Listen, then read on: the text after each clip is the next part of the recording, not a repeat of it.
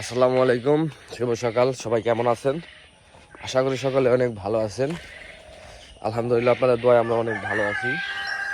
কালকে রাত্রে না, কালকে বিকালে যে পরিমাণ ঝড়ি বাতাস হয়েছিল, সেই ঝড়ি বাতাসে মোটামুটি এই দিক দিয়ে তেমন ক্ষয়ক্ষতি না হলেও আমাদের একটা গাছের উপর দিয়ে অনেক ঝরে গেছে এবং আমাদের ভিতরে একটা বাচ্চা মারা গেছে। আর কোয়েল পাখির বাচ্চা আপনার ছোটো ছোটো যেগুলো বাচ্চা ছিল সেইগুলো মারা গেছে 10-12টা, এবং যেগুলো একটু বড় সাইজের আছে ওইগুলো আলহামদুলিল্লাহ কিছু হয় নাই, ওইগুলা ঠিকঠাকই আছে। তবে সমস্যা হয়েছে কি, আমার দেখায় এই যে জায়গাটায় কাঁঠাল গাছে কেবল কাঁঠাল আসতেছিল নতুন, কিন্তু কাঁঠাল গাছটা এই ঝড়িতে ভেঙে এই যে এক ডাল এই জায়গায় পড়ে রয়েছে, আর 2 ডাল করছে কি, 2 ডাল না 3 ডাল একসাথে। চিন্তা করেন যায় কত মোটা মোটা ডালগুলা মানে ভেঙে একদম নিচে পড়ে রয়েছে, একদম শিয়ালা গাতার লগে। এই যে শিয়ালা গাতা এই জায়গায় একদম শিয়ালা গাতার লগে পড়ে রয়েছে। কিন্তু একটা জিনিস ভালো হয়েছে কি, মানে আলহামদুলিল্লাহ কল লাগে যে সাথে কিন্তু কারেন্টের তারও আসিল, দেখছেন?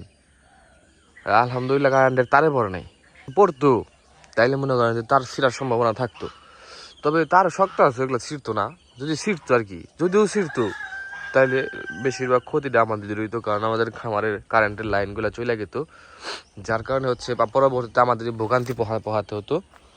এবং এই সাইডে পড়ছে যেহেতু এই সাইডে, যার কারণে এই সাইডে কোনো ক্ষয়ক্ষতি হয় নাই, কারেন্টের তারের কোনো ক্ষয়ক্ষতি হয় নাই।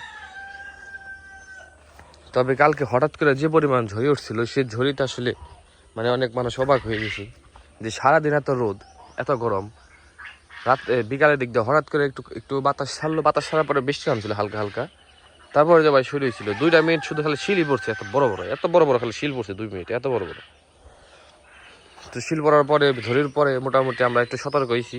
আমাদের খামারও চারিপাশে এই যে নেট দিয়ে এবার বেড়া দিয়ে দিছি, কারণ কালকে আমি একা একা শুধু এই খামারের ভিতরে দাঁড়িয়ে দেখা ছাড়া আমার কিছু করার ছিল না। এত পরিমাণ ঝড়ি আসছিল, এত পরিমাণ বাতাস, এই কাগজ ছিঁড়া রয়েছে এগুলা, মানে এগুলা শুধু হাওয়ায় উঠছে, মানে উপরে হাওয়ায় খালি উঠছে।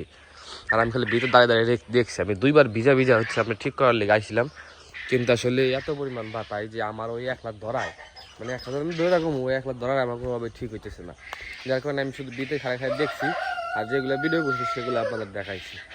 আর ওই সাইডে একটু খেয়াল করে দেখেন, ওই যে তার আমন ধান বোন ছিল, পোলাওর চাল যেগুলো খাই আমরা, পোলাওর চালের যেগুলো দানা ছিল, বেশিরভাগ পোলাওর চালের ধানের ক্ষেতগুলো শুয়ে পড়ছে। ওই যে শিয়াল মামারা বাইর দিয়ে ঘুরতেছে, ওখানে ঘুরতেছে, দেখছেন? ওই যে মানে শিয়াল দেখি পরিমাণ আমাকে দিয়ে তা বলার মতো না। ওই দেখেন ওই সাইডে আরো কয়েকটা ধান ক্ষেত আছে, যেগুলো সব শুয়ে পড়ছে। এগুলা কালকে ঝরিতে হয়েছে আর কি। তবে আলহামদুলিল্লাহ বেশি একটা ক্ষয়ক্ষতি হয় নাই, হালকা উপর দিয়ে গেছে।